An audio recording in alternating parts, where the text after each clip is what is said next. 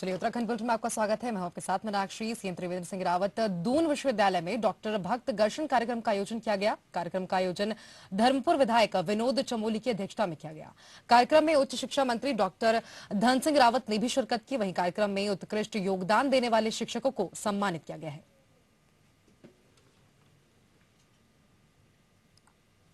वहीं प्रदेश के सबसे बड़े कोविड-19 सेंटर दून मेडिकल कॉलेज में कोरोना वायरस संक्रमण का पता लगाने के लिए यहां पर हॉल में लगाई गई सीटी स्कैन मशीन महत्वपूर्ण भूमिका निभा रही है, जिसमें बिना लक्षणों वाले मरीजों का सीटी स्कैन कर फेफड़ों में कोरोना संक्रमण का पता लगाया जा रहा है। आपको बता दें कि दून मेडिकल कॉलेज में मेडिसिन डिपार्टमेंट के हेड डॉक्टर नारायण जीत का कहना है कि कोविड-19 में ये सिटी स्कैन मशीन का काफी मददगार साबित हो रही है, जिससे कई मरीजों में बिना लक्षण के भी कोरोना वायरस के संक्रमण का पता लगाने में मदद मिल रही है। देखिए, सीटी स्कैन मशीन है वो एक तरीके से आप देखिए कि एसेट की तरह काम करती है। ऐसा नहीं है कि इसके बिना हम ट्रीट नहीं कर सकते, पर इसकी सबसे बड़ी खासियत ये है कि कई बार क्या है, पहले 4 से 5 दिन में कोविड नेगेटिव आ सकता है। और जरूरी नहीं है, एक चीज इसमें जो लोगों की भ्रांति है वो मैं इसमें दूर करना चाहूंगा। जरूरी नहीं है कि जिसको कोविड हो उसके लंग में निमोनिया आ ही जाएगा और हर एक सीटी स्कैन में वो पकड़ ही लेगा। ऐसा बिल्कुल नहीं है, ये भ्रांति बहुत दूर करने की जरूरत है। ये सीटी स्कैन मशीन जो माइनर चीजें पकड़ती है वो उनमें है जिनमें निमोनिया स्टेब्लिश हो जाता है और एक्सरे में नहीं आता है। वो जो 10 से 15% केसेस हैं वो ही क्रिटिकल स्टेज में पहुंचते हैं। तो ये आप बहुत क्लियर बात है कि अगर मान लीजिए मुझे हो गया और मैं माइल्ड स्टेज में हूँ, जरूरी नहीं है कि मेरे को कुछ सीटी स्कैन में फाइंडिंग आएगी।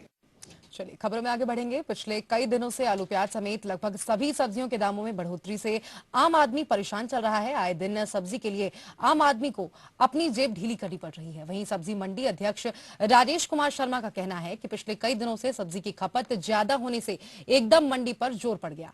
साथ ही देश के कई स्थानों पर जोरदार बारिश से सब्जी खराब हो गई है, जिसके कारण सब्जियों के रेट लगातार बढ़ते जा रहे हैं।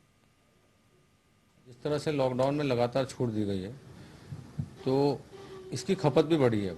सब्जियों की भी खपत बढ़ी है और प्याज हो, आलू हो, सब चीज़ की खपत, क्योंकि अब होटल भी खुल गए हैं और वेडिंग पार्टियों में, शादियों में भी 200 आदमियों की लिमिट बना करके परमिशन दी जा रही है। तो कहीं ना कहीं खपत जब बढ़ती है, शॉर्टेज होती है, तो अत्यधिक जो है दाम पे बढ़ने की आशंका होती है। और इस सब पे सबको कंट्रोल करने के लिए केंद्र सरकार ने जो प्रस्ताव लाए हैं उसमें आपने देखा होगा कि 250 क्विंटल तक जो है व्यापारी, बड़े व्यापारी अपने गोदाम में रख पाएंगे और 20 क्विंटल तक फुटकर विक्रेता।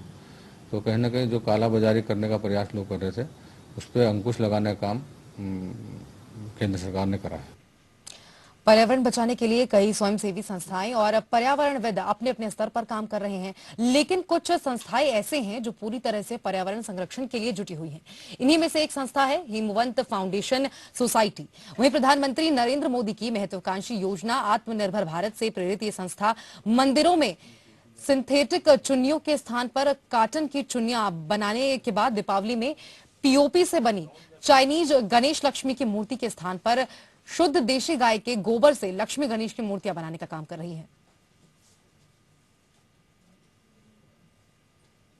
ये चाहते हैं कि लोग गोबर गणेश का प्रयोग करेंगे तो उसका नदी विसर्जन से नुकसान नहीं होगा, क्योंकि पीओपी में जो केमिकल लगा होता है पीओपी की मूर्तियों में, वो केमिकल भी पानी में रिसता है और उससे भी नदी का जल प्रदूषित होता है और उससे भी बीमारियां होने की जो समस्या खड़ी होती हैं।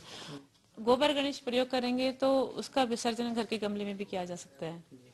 और दूसरी बात, यही समस्या दीपावली की मूर्तियों में भी होता है कि क्योंकि जब दीपावली में गणेश लेते हैं, खरीदते हैं, हर साल हम नई मूर्ति लेते हैं गणेश लक्ष्मी की पूजा करने के लिए, और जो पुरानी रहती है उसको या तो हम नदी में विसर्जित कर देते हैं या फिर हम किसी पेड़ के नीचे छोड़ देते हैं। तो वो कहीं ना कहीं एक समस्या ही है। निस्तारण, एक मूर्ति का निस्तारण भी एक बड़ी समस्या है समाज के लिए। तो गोबर का बनेगा तो वो आसानी से धरती पर विलीन हो जाएगा और इससे नदी का जल भी प्रदूषित नहीं होगा। वहीं नैनीताल के रामनगर स्थित वन प्रभाग के तराई पश्चिमी के संपूर्ण डिवीजन क्षेत्र में 1 नवंबर से एस्टिमेशन का कार्य होना है। वहीं इस कार्य के तहत वन प्रभाग के तराई पश्चिमी में बाघों की संख्या का आकलन किया जाएगा, जिससे बाघों की वास्तविक संख्या का पता चल सकेगा। वहीं और रामनगर वन प्रभाग तराई पश्चिमी क्षेत्र में वन प्रभाग के 1 नवंबर से पुनः टाइगर एस्टिमेशन का कार्य करवाने जा रहा है। इससे पहले वन विभाग ने साल 2016 में तराई पश्चिमी वन प्रभाग के अंतर्गत टाइगर का आकलन करवाया था, जिसमें टाइगरों की संख्या आंकी गई थी। वहीं साल 2018 में ऑल इंडिया टाइगर एस्टिमेशन में वन प्रभाग तराई पश्चिमी में से 39 बाघ पाए गए हैं, जिसमें 7 बाघों की बढ़ोतरी दर्ज की गई है, जिसके बाद से ये क्षेत्र बाघों के लिए ही जाना जाने लगा है। बताया यह भी जा रहा है कि वन विभाग अब फिर से 1 नवंबर से पूरी तराई पश्चिमी क्षेत्र में बाघों की संख्या का आकलन करने जा रहा है। के अंतर्गत काफ़ी अच्छी संख्या में जनसंख्या में टाइगर हैं, तो जिसका 2018 में लास्ट बार एस्टिमेशन किया गया था। तो इस वर्ष पुनः हम टाइगर एस्टिमेशन कर रहे हैं, जिससे कि टाइगर की संख्या की वास्तविक स्थिति ज्ञात हो सके। तो ये कार्रवाई 1 नवंबर से चालू कर दी जाएगी संपूर्ण। चलिए आपको बता दें कि उत्तराखंड में कल से 10वीं और 12वीं के स्कूल खुलने जा रहे हैं। ऐसे में गढ़वाल मंडल के अपर निदेशक माध्यमिक शिक्षा महावीर सिंह ने सभी शिक्षकों को जरूरी दिशा निर्देश जारी किए हैं, जिन दिशा निर्देशों के पालन के साथ ही खोला जाएगा स्कूल। और वहीं एडी माध्यमिक महावीर सिंह ने भी किसी भी स्कूल में प्रार्थना न करवाने, बच्चों को स्पोर्ट गेम से दूर रखने के निर्देश दिए हैं। साथ ही स्कूल पहुंचने वाले बच्चों के बीच कम से कम 6 फीट की दूरी बनाए रखने के निर्देश भी दिए गए हैं। जबकि स्कूल खुलने से पूर्व आज सभी सरकारी और गैर सरकारी स्कूलों को सैनिटाइज किया जा रहा है। साथ ही साफ सफाई के इंतजामों के साथ साथ कल से स्कूल खुलने की अब तैयारी पूरी कर ली गई है। निश्चित कर दिया गया है कि आप सबसे पहले अपने विद्यालय को साफ सुथरा कर दें, पूर्ण रूप से सैनिटाइज कर लें और ये व्यवस्था देख लें कि 10th और 12th के बच्चे बुलाए जाने हैं, तो उन बच्चों को भी 6 फीट की दूरी उन दो बच्चों के बीच, तो कितने कक्ष लगेंगे और कितने बच्चे होंगे 10th के और 12th के, उसी तरह से वो अपना समय सारणी भी तैयार करेंगे और उसी प्रकार से पठन पाठन की व्यवस्था करेंगे। जितने भी शौचालय हैं वो सब सैनिटाइज, जितने कक्षाएं सब सैनिटाइज करवा दिए जाएंगे। इसके लिए बजट की व्यवस्था भी समग्र शिक्षा अभियान के अंतर्गत की जा चुकी है। तो और मैं जो देख रहा हूँ बराबर जो हम एक मॉनिटरिंग कर रहे हैं, तो लगभग सारे स्कूल के जो प्रधानाचार्य हैं और जो शिक्षक शिक्षिकाएं हैं वो अपने विद्यालयों में इन निर्देशों का पालन कर रहे हैं। वहीं ठंड की दस्तक और त्योहारों की सीजन की शुरुआत होते ही भारत नेपाल सीमा पर तस्करी का धंधा जोरों पर पहुंच गया है। गौरतलब है कि कोरोना महामारी के चलते भारत और नेपाल सीमा पूरी तरह से सील है, लेकिन फिर भी तस्कर अनाधिकृत और चोर रास्तों से सीमा पर मुस्तैद एसएसबी के जवानों को चकमा देकर तस्करी का धंधा करने से बाज नहीं आ रहे हैं। हालांकि सीमा पर अवैध गतिविधियों और तस्करी और कालाबाजारी को लेकर एसएसबी पूरी तरह से मुस्तैदी से लगातार कार्रवाई करते हुए तस्करों के मंसूबों को विफल करती नजर आ रही है। काफ़ी तस्करी की घटनाएं बढ़ती आ रही, खाद की कालाबाजारी बढ़ रही है और एसएसबी बॉर्डर पे बहुत अच्छा काम कर रही है। और अभी तक जो एसएसबी का वो है, आप देखेंगे तो पूरी मुस्तैदी से बॉर्डर पे कार्यरत है। तस्करी रोकने के सभी संभव प्रयास किए जा रहे हैं और लखनऊ से भी मतलब यहाँ पर टीम आ रही है और रेगुलर बेसिस पे विजिट चीज़ों की चल रही है और कस्टम पूरी तरीके से एसएसबी के साथ मिलकर बॉर्डर पर। मिशन 2022 को देखते हुए कांग्रेस पूर्व प्रधानमंत्री इंदिरा गांधी के शौर्य और क्रियाकलापों को जन जन तक पहुंचाने का काम कर रही है, जिसमें कांग्रेस सेवा दल ने पूर्व प्रधानमंत्री इंदिरा गांधी के पुण्यतिथि सप्ताह में तिरंगा यात्रा का आयोजन किया गया है।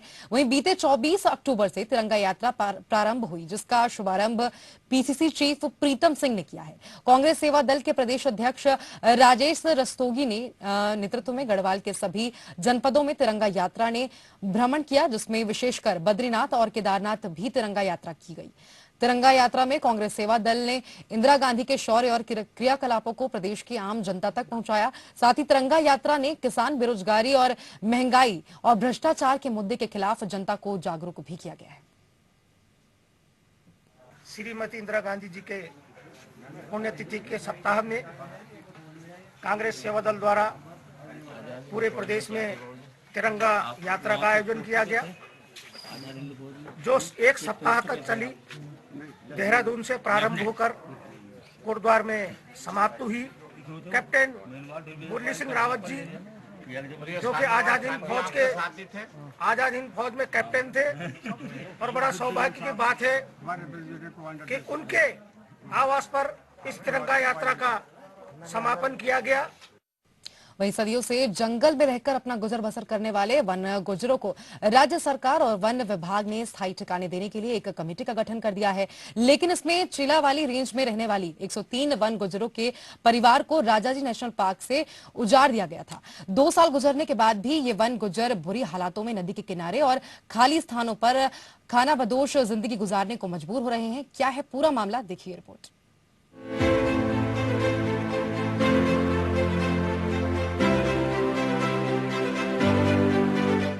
बीते 2 वर्षों से Chilawali range Rajaji national park से उजाड़कर दर-दर की ठोकरें खाकर किसी तरह अपना जीवन यापन कर रहे वन गुजरों की समस्या वन विभाग के आला अधिकारियों के साथ हुई कई बैठकों के बाद भी ज्यों की त्यों बनी हुई है। अन्य संस्थानों पर रह रहे गुजरों ने इस बात का जिक्र किया है।